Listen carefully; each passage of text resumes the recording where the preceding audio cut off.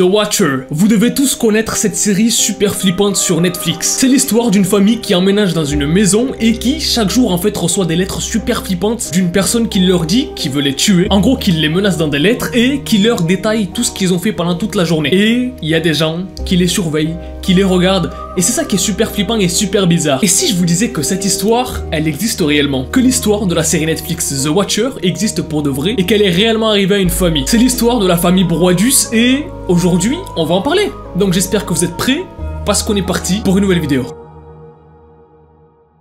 Est-ce que vous avez connu le jeu du Yeti qui fait Ready? C'était sur Windows à l'époque, bref. En 2014, il y a une famille donc qui est la famille Broadus qui décide de déménager parce que voilà, avec leur famille, ils en ont un petit peu marre de rester dans la même maison et donc ils décident un été, donc pendant l'été 2014, de déménager dans un nouvel endroit. Parce que les deux parents, donc Derek et Maria Broadus, ont fait l'affaire du siècle. Ils ont fait un braquage en s'achetant une maison de malade dans le petit village de Westfield. La maison, elle leur a valu $1 million. Pour eux, c'est l'affaire du siècle parce que c'est vraiment une maison de malade dans un coin de malade. En gros, tout est parfait, tout est un petit peu trop parfait. Mais bref, ils se disent que le quartier il est parfait, il est calme, la maison elle est super grande, il y a plusieurs chambres dedans et tout, vraiment une maison de luxe presque. Et que donc pour leurs enfants, c'est le meilleur endroit où habiter. Et vous allez voir que dès le début en fait, tout était presque parfait. Presque.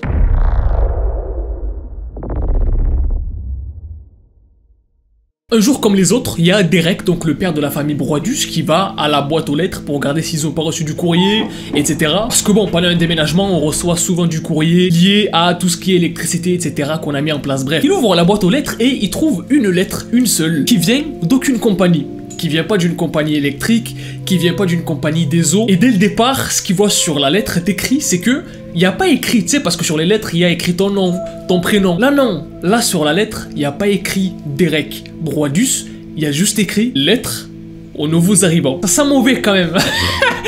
Quand il y a écrit lettre aux nouveaux arrivants, ça sent mauvais parce qu'il n'y a pas écrit ton nom, etc. C'est un peu bizarre. Et en plus de ça, ce qui est écrit sur la lettre, c'est que bon, il y a écrit le nom du destinataire. À l'endroit où il y a le nom du destinataire qui est écrit, il y a écrit The Watcher, qui en gros veut dire celui qui vous regarde. Donc Derek il rentre chez lui, tranquillement, il dit pas à sa femme qu'il a trouvé une lettre bizarre ou quoi, il va dans son bureau, il ouvre la lettre, il lit ce qu'il y a à l'intérieur, et à l'intérieur, il y a écrit un truc de fou. Il y a écrit un truc de malade. Chers nouveaux voisins, permettez-moi de vous souhaiter la bienvenue dans le quartier. Cette maison fait l'objet d'une surveillance étroite de la part des membres de ma famille depuis des décennies. Je remarque déjà que vous avez inondé la maison d'ouvriers. Savez-vous ce qui se cache dans le mur du 656 boulevard? Pourquoi êtes-vous ici? Je vais le découvrir.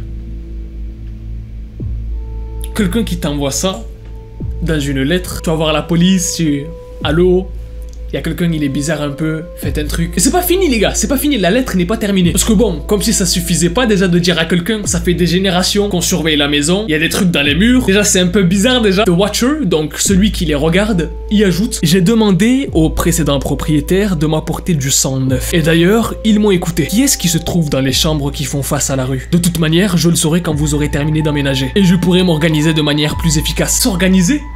Je suis en tout cas très ravi de connaître vos prénoms désormais, ainsi que les sangs jeunes et frais que vous m'avez apportés. Bon, Derek en voyant ça dans la lettre, il est un petit peu confus. Il sait pas trop ce qui se passe, il sait pas qui est ce Watcher du coup, et il commence un petit peu à être en flip. Parce qu'il se dit, c'est qui ce mec qui nous connaît, qui nous observe, qui sait que j'ai des enfants, qu'il y a telle chambre qui donne sur la rue, qui connaît nos prénoms. Bref, à ce moment-là, Derek, il appelle directement la police le jour même parce que c'est super dangereux. Et du coup, la police, en arrivant sur place, ils vont lui dire écoutez, monsieur, moi je pense c'est un prank, hein. Je pense c'est un prank. C'est possible, c'est un prank, je pense. En gros, vous l'avez compris, la police ne le prenne pas très au sérieux en fait. Et ils partent. Derek, il est toujours en stress. Il termine quand même son déménagement. Toute sa famille arrive dans la maison. Et pendant quelques jours, plus de nouvelles de ce fameux Watcher. Plus de nouvelles de cette fameuse personne qui les regarde.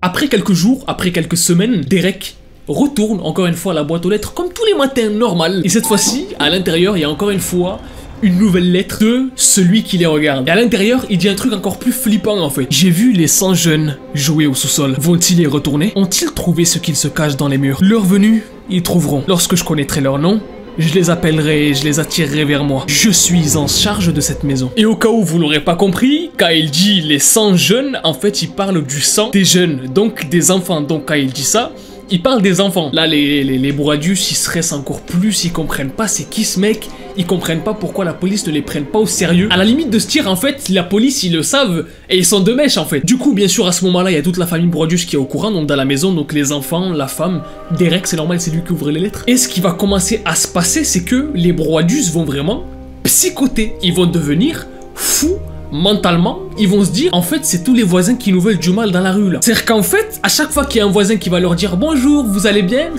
ouais, c'est toi qui veux me tuer, tu veux me tuer hein. La famille était devenue parano, limite à ne plus parler à aucun voisin, à ne plus faire de sourire, à ne plus dire bonjour, plus rien, en pensant que en fait chaque voisin était potentiellement celui qui les menaçait. Il y a carrément du coup la famille Broadius qui contacte ceux qui étaient là avant eux. Ça c'est un truc que tu fais quand vraiment il y a un truc de fou qui se passe. Ils contactent ceux qui étaient avant eux dans la maison, donc qui s'appellent les Woods, exactement comme Frank Woods.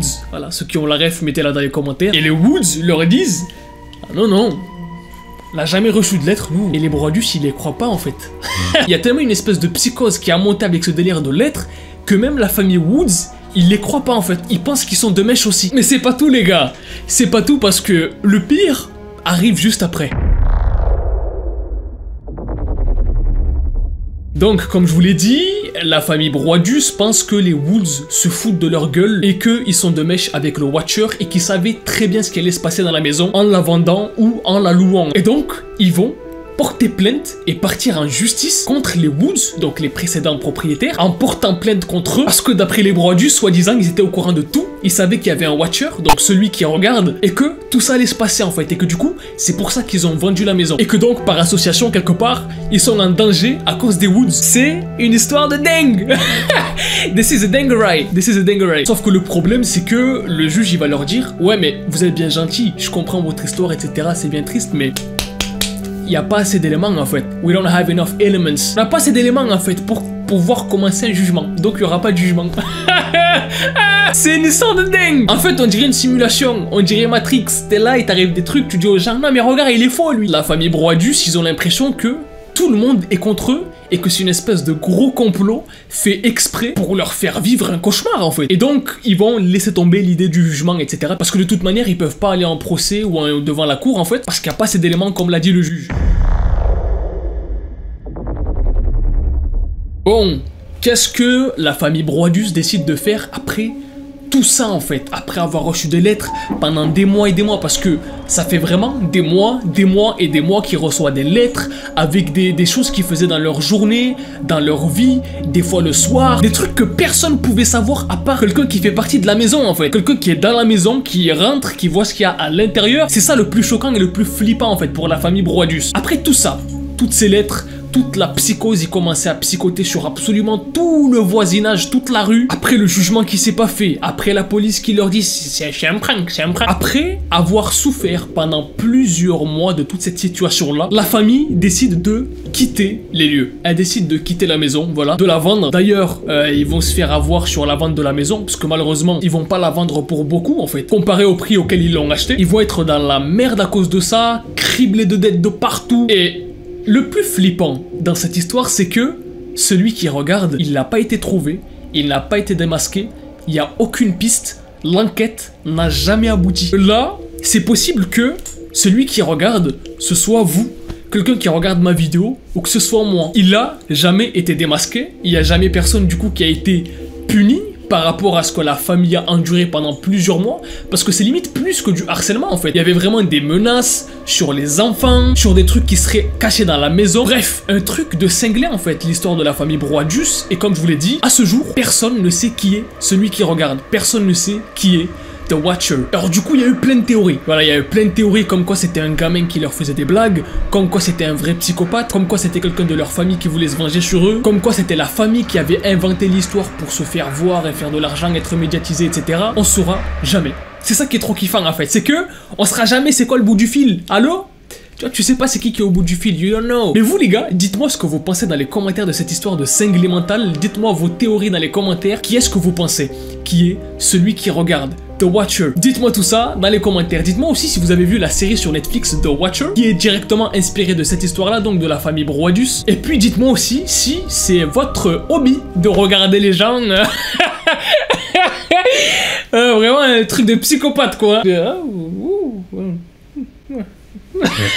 Bref les gens, si vous avez kiffé cette histoire-là de la famille Broadus, n'oubliez pas de mettre un maximum de likes sur la vidéo, commentez hashtag TheWatcher et abonnez-vous à la chaîne si vous êtes nouveau et que vous kiffez le délire de la chaîne. Bref les gens, moi je vous dis à la prochaine pour une nouvelle vidéo.